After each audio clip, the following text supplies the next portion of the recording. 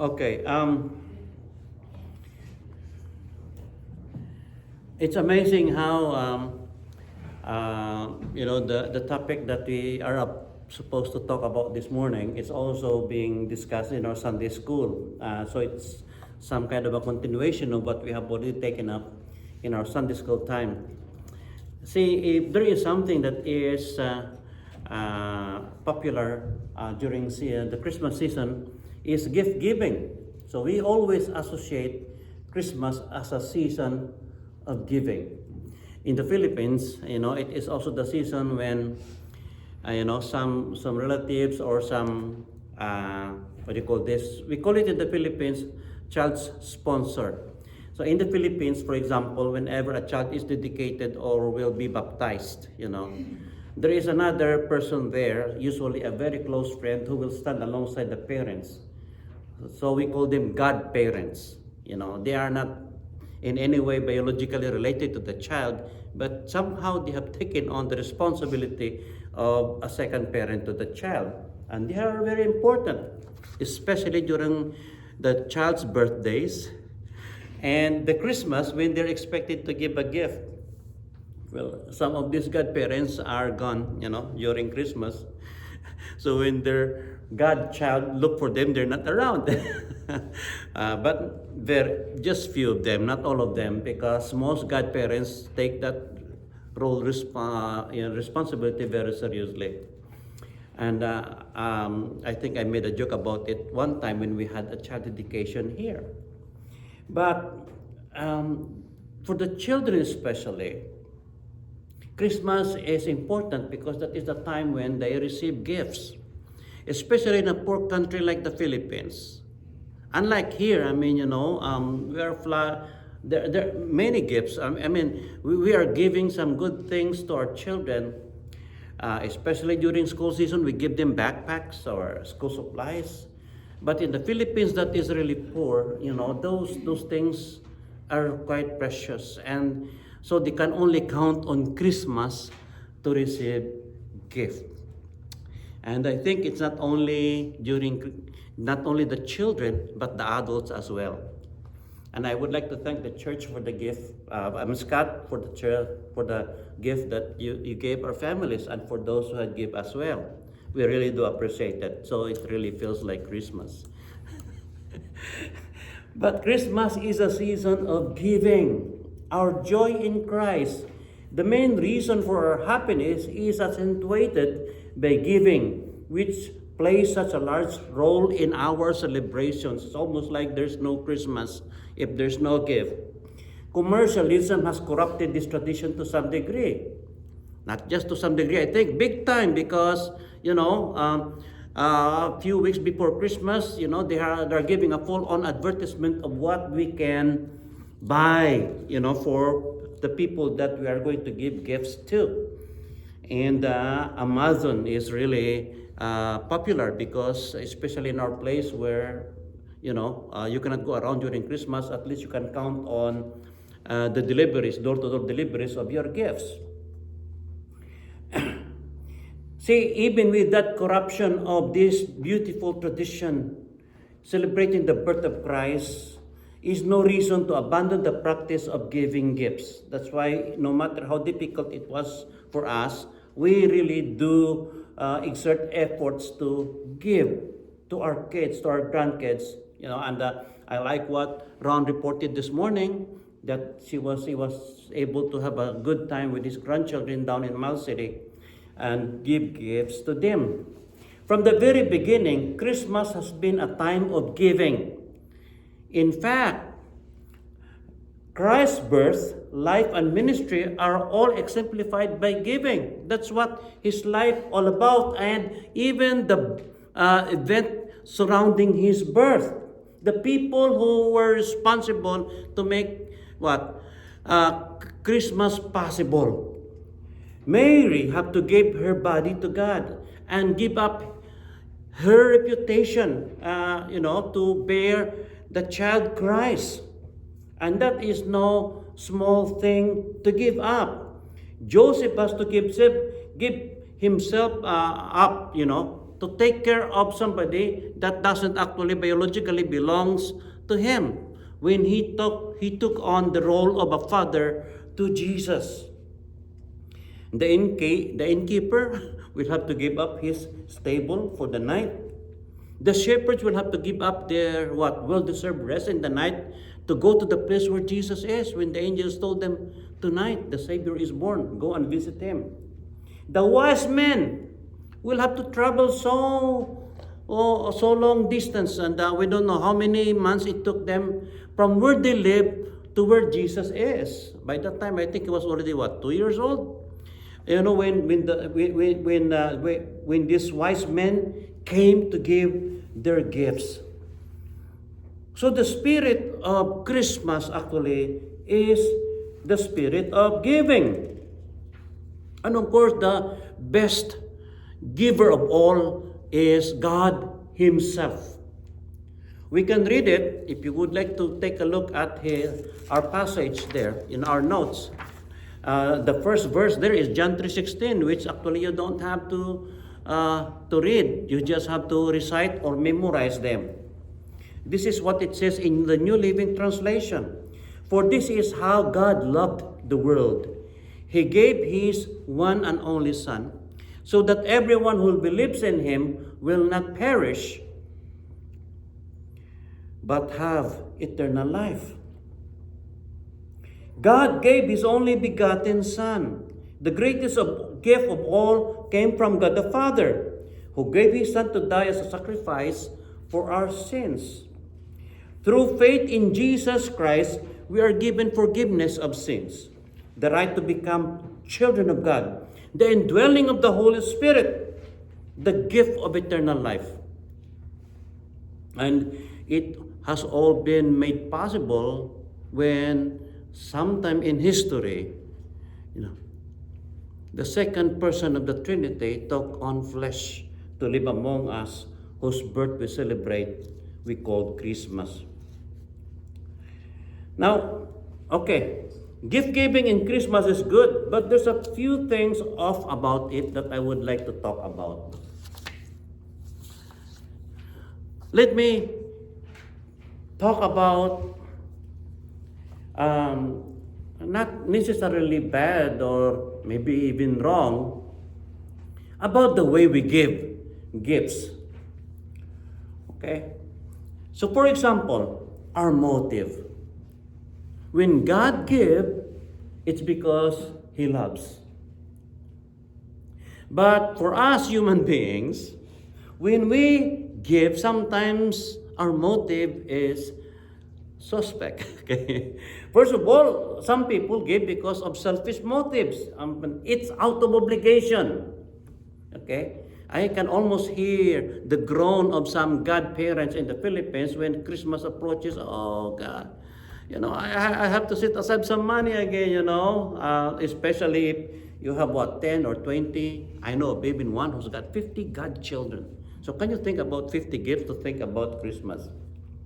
We felt compelled to give. And that is not the true spirit of Christmas.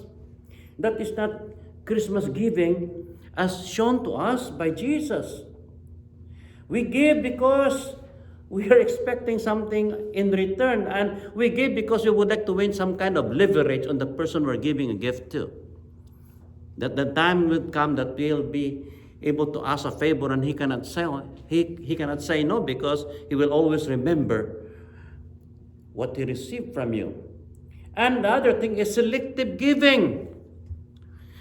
Okay? I like what David Jeremiah said, that when you give, you give to those who cannot in any way return the favor. See, John 3:16, for example, did we read? It speaks about the God who loved, the Son He gave, and the people He saved. Okay? We know the God who loved. Our Father in heaven, our Creator. We know Jesus Christ. We talk about Him all the time. But do you know to whom did God give the greatest gift? He gave it to the people that actually are His enemies. The people that He saved. Who are these? These are the people of the world who turned their backs on Him. It's almost like, giving a gift to your enemy. Can you think of somebody who did you harm? Can you think of somebody whom you would consider an enemy, quote unquote, and think about, okay, what can I give to this person this Christmas? I am not going to ask for a show of hands. How many of you had given gift this Christmas to somebody you hate? Okay. So that is not, if we cannot do that, I think we fall short of the Christmas giving as Jesus inspired us. And of course, giving and expecting a return. And exchange gifts. Oh boy. I can remember when we were growing up in the Philippines, we do these exchange gifts, you know what it is, what actually we do is we put our names on the small piece of paper. You do this, and then we put it in a bowl, in a classroom setting, for example, and you pick out the name, and whatever name you pick out, you are obligated to give a gift, during your Christmas party to that person. When they started it, the rules were not made clear. So it's almost like, you bought a $1, you bought a $10 worth of gift to this person and received a $1 gift in return. That's not a fair exchange, and I will take issue against that. But the thing is, that's how we think about Christmas gift giving. And so they made the next year, in our class, they made a role on some kind of a standard. Okay, you can give, not less than $7, not more than $10. Okay, they give a limit, and most of the gifts bought were on $7 value. Exchange gifts. So we give expecting something in return. And I would like to say this morning, that doesn't coincide with what Christmas gift giving is, as inspired by our Lord Jesus Christ. So, it's selfish, and it's also transactional, like I said, because we're expecting something in return. And it's also seasonal. Okay, here it is. And this is what is really hard, because we only think about giving gifts during Christmas. Okay? It's almost like seasonal in the sense that when the mood is on us, or if it's somebody's birthday, we do that. But I think that is not what, when God speaks about generosity of giving, it is not supposed to be seasonal. It is not supposed to be controlled by season, by time of the year. The gift that God gave us, the salvation gift that God gave us, Jesus Christ, our Lord and Savior, is a gift that we enjoy all throughout our life. And He is not seasonal. It's almost like the salvation that He gave is not only for a season, is for eternity. Okay? And so, our giving, when we give and we help and we be generous to anyone, it should not be motivated by selfishness, not transactional, and not seasonal as well. What is giving as God intended it to be? So how is our giving, if ever we do give gifts, if ever we exercise generosity as God expects us, what it would be like? Again, the standard is John 3:16. For God so loved the world that He gave His only begotten Son, that whosoever believes in Him, again, whosoever, it's not selective, whosoever believes in Him will not perish but have eternal life. So when we give, it should be a giving out of love. Now think about that again. God loved, God gave. It's almost like saying that He cannot love without giving. You know that this famous radio announcer, Christian radio announcer in the Philippines, would say this: you can give without loving, but you cannot love without giving. And so, our giving should be motivated by love. And what is love? We talk about this already. Love is what? It's not selfishness. Love is doing something. It's not an emotion. It is not a warm feeling towards a person only. We only associate love as something in the emotion, something what we feel towards another person. But love basically is what? Desiring, doing something which is good or beneficial to another person. Looking for other people's best interest, not yours. Putting other people first. That's what love is. So that when God loves, He has to give. And He gave His Son. So we have to give out of love. So there are people in your life, a circle of people in your life that you consider to be very special to you. You think about what to give them. You think, what would be the best person to give this person if I can afford it? Because like God, we have to love by giving, not just by words. You know. So we have to be very careful to utter that word to somebody. When you say to a person, I love you, you've got to be able to back it up with your action.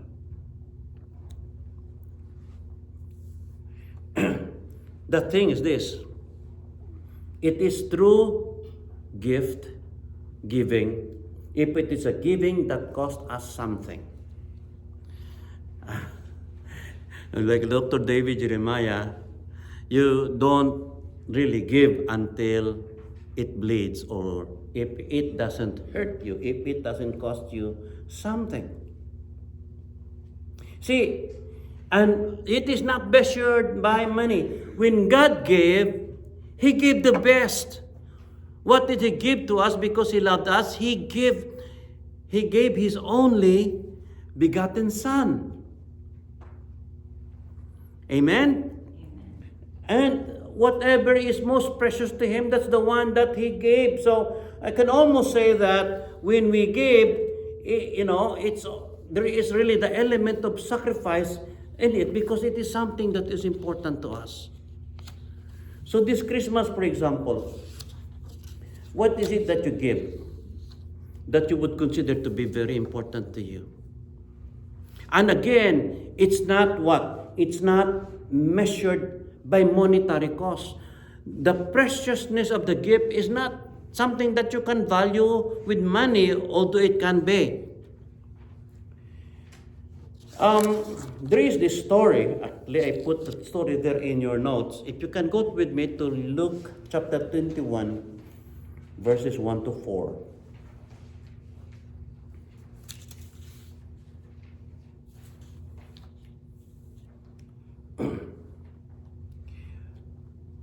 Luke 21, 1 to 4. Let us read that. While Jesus was in the temple, He watched the rich people dropping their gifts in the collection box. Then a poor widow came by and dropped in 2 small coins. I tell you the truth, Jesus said, this poor widow has given more than all the rest of them, for they have given a tiny part of their surplus, but she, poor as she is, has given everything she has. Okay. What is it that the widow gave that draws really real admiration from Jesus. Good job she did. Okay, it's not the amount of the money that she gave. It's the fact that those money she gave, it's the last she has. It's what she needs to live on. So I don't know how she survived. I don't know what she had for dinner that night when she had already given the last money she had. I believe that God had provided for her, in such a way that God can only provide, which is really generous. And so, real giving is not measured by money, by how much you have, by how much you're willing to sacrifice. And sometimes it's not even money. It might something precious, like I said, our giving is motivated by love. So you look at the person you would like to give him or her a gift, and so you have to think, what is it that she needs? What is it that he needs that I can give? So when you think about gift or giving, don't just think about money, because there could be somebody that person really needs other than money, or something that you have that is precious to you but that you need to give up. For some people, it's time. For some people, it's effort. For some people, it's service. I know a friend of mine back in the Philippines, and she said, I'm in my classmates in the seminary, and he doesn't have money. And, but she has a sister. He has a sister that he would really like to bless, but he has no money. And so, what is it? All that I have is a time and the ability to drive. Okay, so he said, to her sister, I love you. I wish I can give you the best gift I can give, but I have no money. But the best I can do for you is to drive you all around. So I am your driver. For the whole week. You don't have to pay me or things like that. So and her sister, his sister appreciated. And what can you give to Delane? For example, maybe, Delane, I don't have money, but I can babysit for you for 2 hours, things like that. Just an example, okay? If you'll do it, good, but I'm just saying it as an example. But what I'm saying is, that's what it means. It's a giving that costs us something, and it doesn't have money. Maybe the other gift that you can give is forgiveness.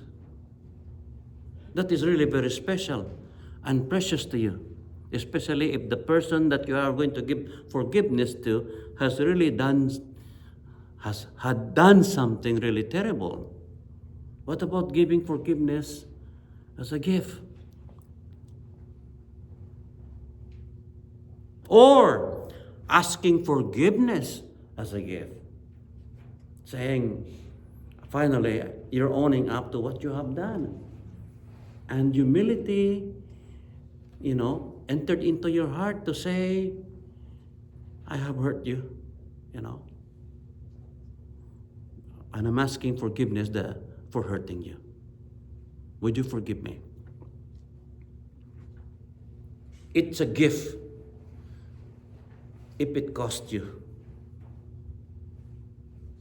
It's a gift if in the process of giving somehow it has hurt you. It has cost you. Like a widow's mite. It might only be 2 bits, 2 coins, but it's precious because it is all that you have. Now the third, giving as a lifestyle. See, it is already the nature of God to give because He is love. And we have seen this in the life of Jesus. How generous He is. Okay. He gave His life. And let me tell you this, if you are a true follower of Christ, as I believe, many of you do, your life should be characterized by giving, not by hoarding. Your life should be characterized with acts of, or choices that benefits others, not just benefit you. A true follower of Jesus walks as He walked. Generosity should be our natural response to God's blessings and provisions. So if we are recipients of God's provision, generosity should be a natural outflow of that. Jesus said it's more blessed to give than to receive. And matured believers know this is true. I know for a fact that many Christians that I know, their lives turned around when they started a life of giving, a life of generosity. They delight in being generous. Their happiness is not dependent on others giving to them. Okay? But that they would be able to give. You can testify to that. How many of you actually give gifts and you can just have that warm feeling inside that you have done something that is really delightful because you have blessed somebody?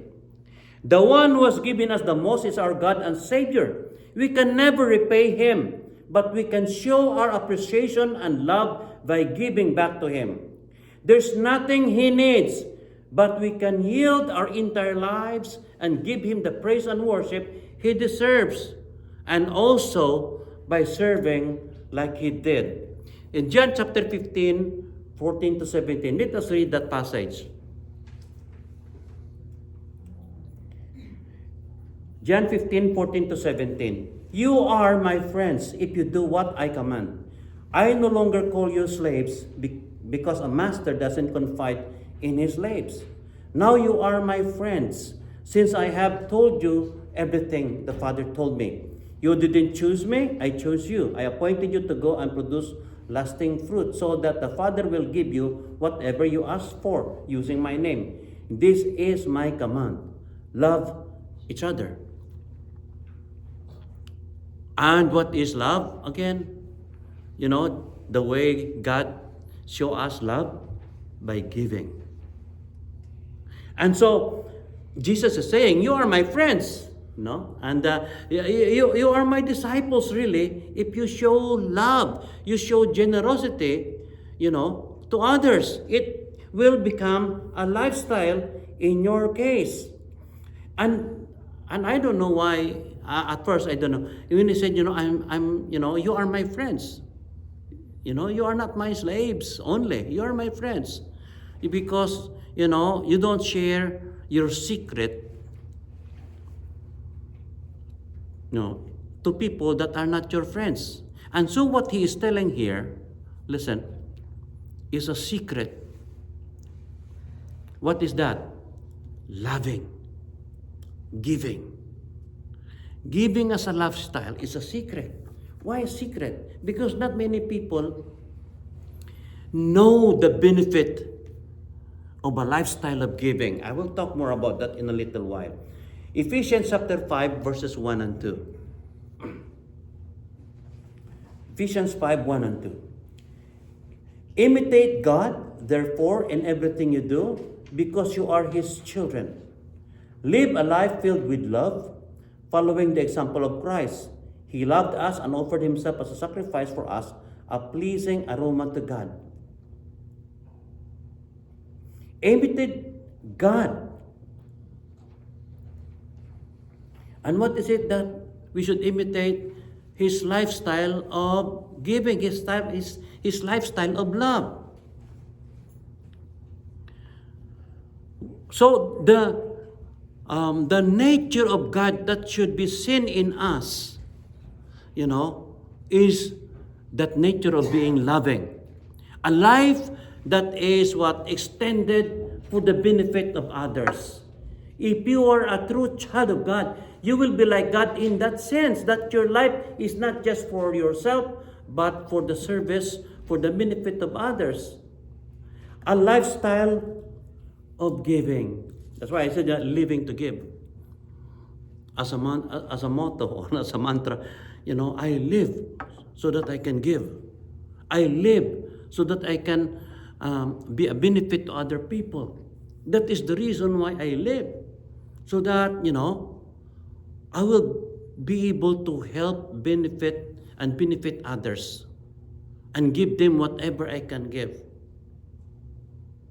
So with that kind of mentality, okay, here I am. God, help me how to become a benefit to the people around me. How can I be a blessing to others around me? Acts chapter 20, verse 35. Let us read that last verse there. Acts 20:35. And I had been a constant example of how you can help those in need by working hard. You should remember the words of the Lord Jesus. It is more blessed to give than to receive. Now, take note of the word blessed.